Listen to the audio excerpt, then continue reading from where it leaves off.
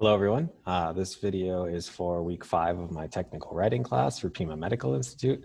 I wanted to just make a video to go over the assignment prompts and rubrics for the 4 assignments that we have this week to make sure that everyone's on the same page and gets the highest score possible on these assignments.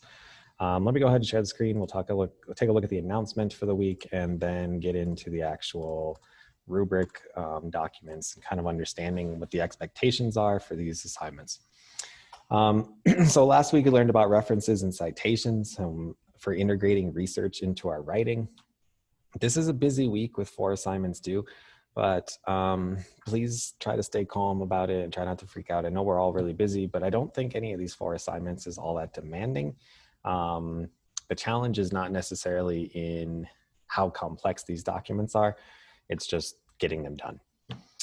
So our work this week includes the letter of transmittal assignment and the email assignment, which are both due on Friday the 2nd, and then the memo and resume assignments, which are due on Sunday the 4th. So if you haven't already done so, go through the correspondence Prezi that I posted. It will offer you some guidance on these as well. But right now we will go through the assignment prompts and hopefully get some clarification on what we're doing. So let's start off with the letter of transmittal.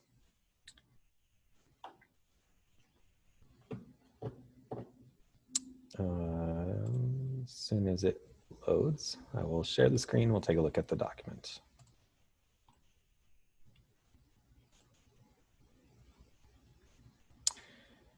Okay. So for your portfolio project, you have been asked to prepare a portfolio of materials for your boss relating to a controversial topic in your current field of study. So you're taking the topic that you've selected from the topics discussion selection, the topic that you did the thesis and outline on, unless you've changed your topic since then. And this week is where we're really digging in and starting the work of writing the documents that will be about that topic and will go into the portfolio. So this specific assignment, the letter of transmittal, is going to be included in your final portfolio. It's going to be the first document within the portfolio. And the purpose of this letter is to introduce the overall portfolio to your reader. So you should format your letter, which should be approximately 1 page long and written and formatted as a business letter. So I'm not too particular on, I'm a little kind of leaving that open for you in terms of what a business letter looks like. There are some elements that we'll talk about that absolutely have to be in there, but in terms of like the professional aesthetic, you can sort of set it up how you want. If you're a creative person and you want to be all visual with it, that's fine. If you want to use, professional business templates, it's up to you. As long as it looks like a professional business letter, I'm cool with it. You can address this to your boss. It should be you can be a fictional boss, a fictional company. That's up to you. Make it up if you want, that's fine. Let's look at the points possible here. So you get 6 points for appropriate letter format, including paragraph formation, margins, and spacing. 6 points for letter content, and this is the important part. So your letter of transmittal, like I said, is going to be the first document in the portfolio and is going to introduce the portfolio. And with that in mind, what the letter content needs to do is it needs to include the title of the portfolio, a description of your topic, what you want the reader to do with that information, an overview of the documents included in the portfolio, and why you are writing about this topic stance. I would say like a little short paragraph or a couple of sentences addressing each of these things would be fine. You can kind of combine some of them. Sometimes students lose points with the overview of the documents included. Think about what's going to be in the portfolio. Think about the other documents that we're writing this week and the other documents that we're going to be writing in the coming weeks. So for example, the portfolio will have a memo that is going to detail some of the sources used. It's going to have a formal report that's presenting the research on this topic. It's going to have a proposal that's presenting like what we should do now that we've learned about this topic. It's going to have a professional email kind of providing an update on the topic, things like that. So you kind of that's what we mean by an overview. So again, make sure that you are giving each of these little elements of letter content significant It doesn't have to be super long. Like I said, the letter can be just about a page or a little more, but at least make sure you address each of those concerns. Finally, there are 5 points for the elements of a formal letter. This is what I meant by I'm not too concerned how you format it as long as it has these things in it. It needs to include the date, a name, an address block, a greeting, and then your signature and title. I realize we're doing this online, so it doesn't matter on computers, so it doesn't necessarily have to be like your cursive signature, but it should have your professional title within it. And then finally, 3 points for your writing level, making sure grammar, spelling, punctuation, all of that stuff is clear and professional. So that is the letter of transmittal. Again, it's just about a 1-page document, and here are the content elements to it. The trick to it is format it nicely like a letter and make sure that you are addressing each of these content elements with at least a few sentences. Okay, that is the letter of transmittal. Let's jump to the next document real quick, which is the email assignment. Okay, just one moment. Okay, the email assignment. So for your portfolio project, you have been asked to prepare for portfolio, same thing. You're going to address this to the same boss. It could be a fictional boss again, like you did with the letter of transmittal, same boss. For this assignment, you will prepare an email that will be included in your final portfolio that gives a status update on your research. So that's the goal of the email assignment, is to provide a status update. In terms of content for the email, it needs to briefly explain the overarching debate and the 2 major arguments. It needs to explain which side you plan to argue, and it needs to list a minimum of 3 reasons against the opposing argument. Finally, it needs to provide an update as to when the final proposal or portfolio will be ready. You can use the last day of class as that date if you want. The body of the email should be around 250 words. So these are the things that you have to address in your email. Do it in about 250 words, a couple paragraphs. Address it to the same boss. Please note, since this is a correspondence document, you can write in first-person point of view as if you were writing an email to your boss. That's fine. If we look at the rubric, 7 points are for appropriately addressing all the elements of content, which are up here.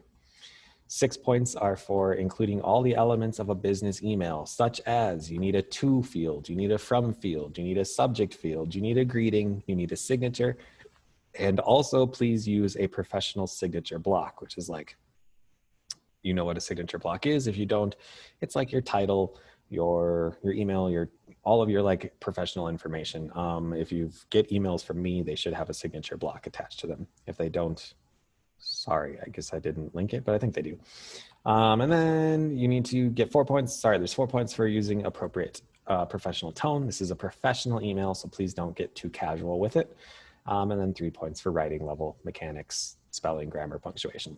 Okay, so again, not a hard document, just a 250-word email. Here are the things to address. Make sure you have the proper email formatting and that you give each of these content elements a few, sentence or small paragraph noting or just kind of commenting on these things.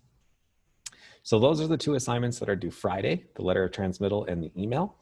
Now we will take a look at the memo assignment.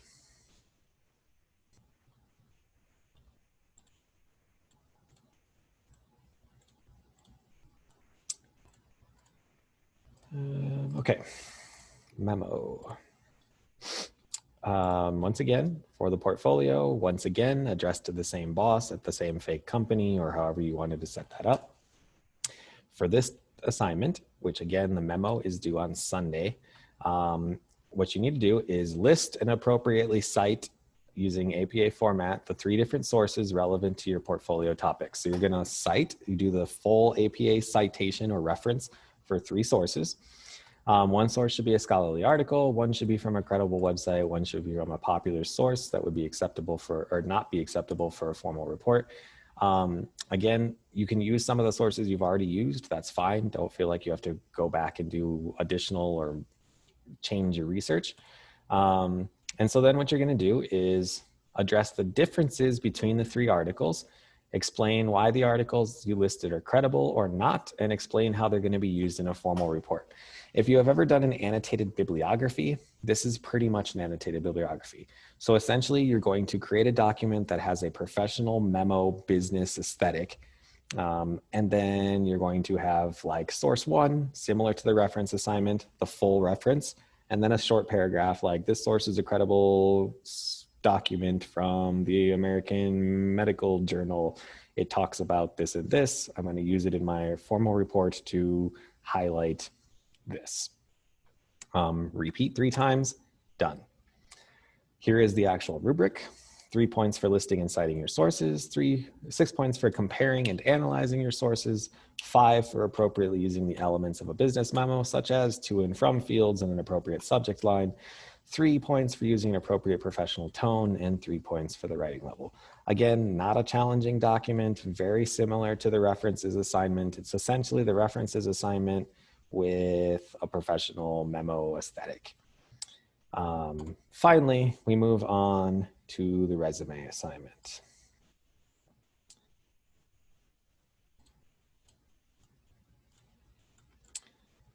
All right, resume. I'm not going to get into too much detail here because you've all made resumes before. And if you haven't, send me an email and I will happily walk you through the process. But we've all done resumes, and just treat this as an opportunity to update your resume, which is always a good thing. So you're going to create a resume or update your resume. That's fine. The most important thing that people lose points on is right here. First, you need to search for an online job posting for a position that interests you and for which you are qualified or almost qualified. You're going to need to post at the bottom of your resume or on a separate page the link and a brief job description. So you find an online job posting from whatever job website you want to, and then you provide just a little like as if you were actually going to apply to it. Here are 2 templates. Feel free to use the templates. Feel free to generate your own. As long as it has all the required sections and content, I am fine with it. Your resume should not only detail all of your relevant education and experience, it should also include specific key skills or qualifications mentioned in your job posting. So this is a general piece of advice for all resumes. Again, I'm sure you are all aware of this, but try your best to specialize your resume for the job that you are submitting it to. Even if you have a generic resume that you use, shape it, tune it a little bit for the specific job you are applying to. The odds of you getting a call for an interview increase dramatically, partly just based on the notion that you took the time to specialize and reach out specifically to that company, right? Read through the do's and do nots. List your credentials, identify your skills, use present tense for current jobs and past tense for older jobs. This is one way that students lose points on this assignment. Watch your verb tense when you are describing your role at previous jobs. It should be past tense. Managed, cared for, present tense, manage, care, present, right? Include the program name and degree you will receive at the end of this program. Write out all the words, including dates, titles, addresses, etc. Use a consistent format in a clear font like Calibri or Arial. I read a few years ago that the preferred font for resumes now is Helvetica. As long as it looks professionally appealing and has a good professional business aesthetic, I'm not going to be too picky. Read through the don'ts. You don't need an objective. That's kind of not a thing anymore. You don't need references. That's not really a thing anymore. Let's look at the rubric real quick. 5 points for all required sections, 5 points for resume highlighting your qualifications and specific to your position, 4 points for consistent appropriate resume format, 3 points for spelling, capitalization, and punctuation, 2 points for providing the job description URL, and 1 point for including the degree you are working on. Most students lose points in this assignment by not providing the job description and URL and by messing up the verb tense. That's usually where I see students losing points. That's it. It's 4 documents this week. The letter and email due on Friday, the memo and resume due on Sunday. I don't think that any of those 4 documents is altogether that challenging. If you find out that it's the opposite, please let me know and I would be happy to help. But that's what we have going on this week. If you have questions, please let me know. And otherwise, have a great week.